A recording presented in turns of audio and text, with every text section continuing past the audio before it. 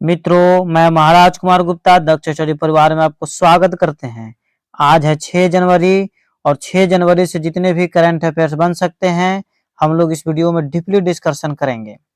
इस चैनल पर प्रतिदिन सुबह 7 बजे करंट अफेयर्स अपलोड कर दिए जाते हैं, अतः प्रतिदिन क्लास आप जरूर ज्वाइन कर लें। और बिना समय गवाए हुए आज के प्रथम प्रश्न पर हम लोग डीपली डिस्कशन करेंगे। हाल ही में विश्व ब्रेल दिवस कब मनाया गया है? तो मित्रों, विश्व ब्रेल दिवस जो मनाया जाता है प्रतिवर्ष 4 जनवरी को मनाया जाता है। कब मनाया जाता है? 4 जनवरी को। तो 4 जनवरी को ही क्यों मनाया जाता है? क्योंकि लुईस ब्रेल जो है कि इसका जन्मदाता थे और इनका जन्म 4 जनवरी को ही हुआ था, इसलिए प्रतिवर्ष विश्व ब्रेल दिवस मनाया जाता है। ब्रेल दिवस में जो व्यक्ति देखने में असमर्थ है उसी को शिक्षा इसमें दी जाती है। ठीक है मित्रों, सेकेंड क्वेश्चन पर बारीकी से ध्यान दीजिए। हाल ही में किसे सुप्रीम कोर्ट कानूनी सेवा समिति का अध्यक्ष नियुक्त किया गया है? अति महत्वपूर्ण प्रश्न है। तो मित्रों, इसका आंसर आपको हो जाएगा जस्टिस संजीव खन्ना को। किसे नियुक्त किया गया है? जस्टिस संजीव खन्ना को। ठीक है, अगला प्रश्न मित्रों जो मुख्य बिंदु के रूप में है, हम लोग बारीकी से इसको पढ़ेंगे।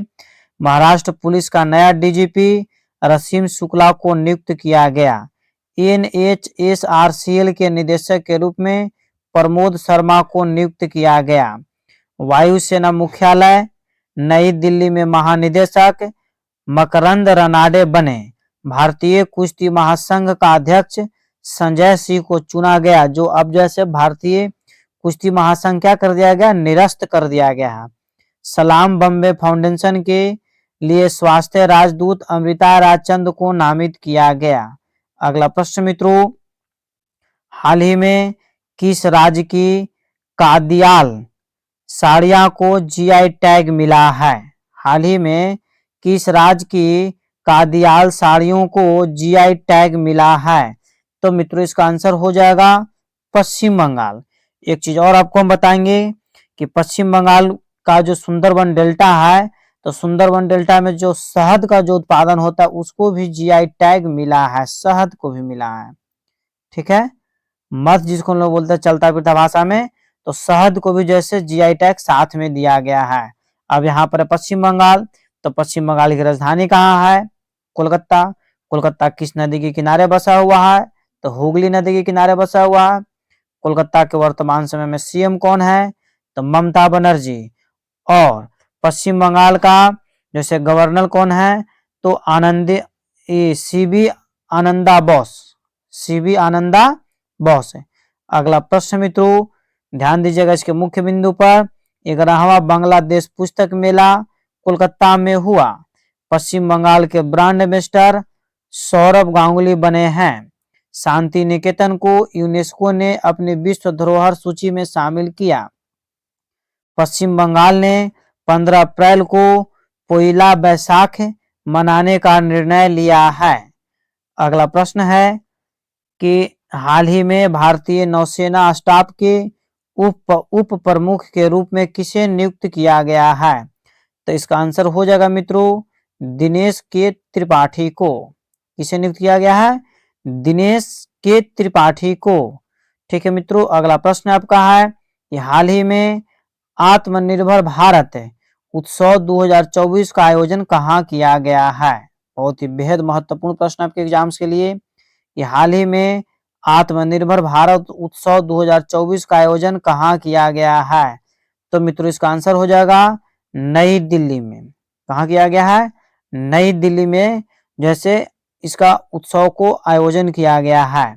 ठीक है मित्रों, अगला प्रश्न है आपका कि हाल ही में कहाँ के राज्यपाल ने राम मंदिर ट्रस्ट मंदिर एक साझी विरासत पुस्तक का विमोचन किया है? तो मित्रों, केरला के। कहाँ के राज्यपाल? केरला के राज्यपाल। तब हम लोग जानेंगे कि केरला के राज्यपाल कौन है। आरिफ मोहम्मद खान। किसने विमोचन किया है? आरिफ मोहम्मद खान ने। अब मित्रों, केरला है तो केरला की कैपिटल कहाँ है? तिरुवनंतपुरम। और केरला की राजधानी कहाँ है? तो मित्रों, वही हो गया आपको तिरुवनंतपुरम। और केरला के वर्तमान समय में सीएम कौन है? तो पिनराई विजयन। और केरला के वर्तमान समय में राज्यपाल कौन है? आरिफ मोहम्मद खान। ठीक है मित्रों, अब हम लोग इसके मुख्य बिंदु पर ध्यान देंगे। भारत की सबसे तेज सौर इलेक्ट्रिक नाव बाराकुड़ा केरल में लॉन्च की गई। केंद्रीय मंत्री नितिन गडकरी ने केरल में लग्जरी जहाज क्लासिक इंपीरियल का शुभारंभ किया। केरल में पारुला पेरुंदलम उत्सव मनाया गया। अगला प्रश्न मित्रों, हाल ही में किसे विदेश मंत्रालय का नया प्रवक्ता नियुक्त किया गया है? तो मित्रों इसका आंसर हो जाएगा रणधीर जायसवाल को। किसे नियुक्त किया गया है? रणधीर जायसवाल को। अगला प्रश्न मित्रों, हाल ही में प्रधानमंत्री मोदी ने कहां 400 करोड़ रुपए के फास्ट रिएक्टर फ्लाइट का उद्घाटन किया है? तो मित्रों इसका आंसर हो जाएगा तमिलनाडु में किए हैं। कहाँ किए हैं? तमिलनाडु में। तो हम लोग जानेंगे तमिलनाडु के बारे में। तमिलनाडु की राजधानी कहाँ है? तो चेन्नई है। और वर्तमान समय में तमिलनाडु के सीएम कौन है? एम.के. स्टालिन। और वर्तमान समय में तमिलनाडु के गवर्नर कौन है? तो आर.एन. रवि। कौन है? आर.एन. रवि। ठीक है मित्रों, इसके मुख्य बिंदु पर हम लोग बारीकी से केयर करेंगे। भारत का पहला तिलापिया ब्रायो वायरस तमिलनाडु में रिपोर्ट किया गया। स्ट्रीट चाइल्ड क्रेडिट विश्व कप चेन्नई में आयोजित किया जाएगा। और तमिलनाडु के सलेम सागो को जीआई टैग मिला है। तमिलनाडु के मुख्यमंत्री ने स्कूलों के लिए विस्तारित नाश्ता योजना शुरू की है। तमिलनाडु सरकार India centre for advanced manufacturing स्थापित करने की योजना बना रही है।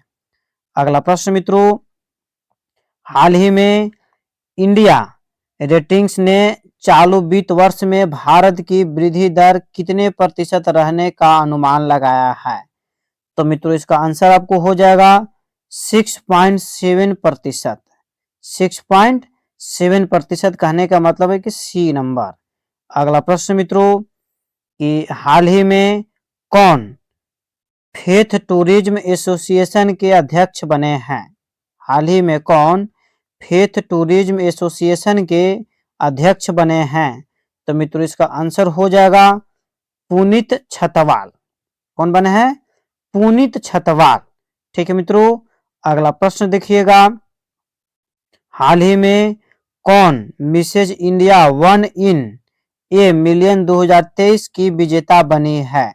ठीक है, तो मित्रों इसका आंसर आपको हो जाएगा रूपिका ग्रोवर। कौन बने हैं? रूपिका ग्रोवर। यह कश्मीर के रहने वाली है। इनका उम्र वर्तमान समय में 55 वर्ष हो रहा है। कितने वर्ष हो रहा है? 55 वर्ष होने के बावजूद भी यह अपने सुंदरता को बरकरार बनाए हुए हैं। और जैसे Mrs India 1 in a million 2023 में विजेता भी बन चुकी है। यह पहली ऐसी महिला है जो 55 वर्ष की उम्र में भी इनका सुंदरता निखरते रहता है। ठीक है मित्रों, तो आज का क्लास मित्रों यहीं पर समाप्त किया गया। यदि आप इस चैनल पर पहली बार विजिट कर रहे हैं तो चैनल को आप तुरंत सब्सक्राइब कर लीजिए, दोस्तों लाइक भी कर लीजिए। और आपसे रिक्वेस्ट है कि अपने स्टडी ग्रुप में इसे जरूर शेयर किया कीजिए। प्रतिदिन एक गोल फिक्स कीजिए और उस गोल को पूरा करने में अपना दिन लगा दीजिए। ऑटोमेटिक आगे आने वाला समय आपका अच्छा हो जाएगा।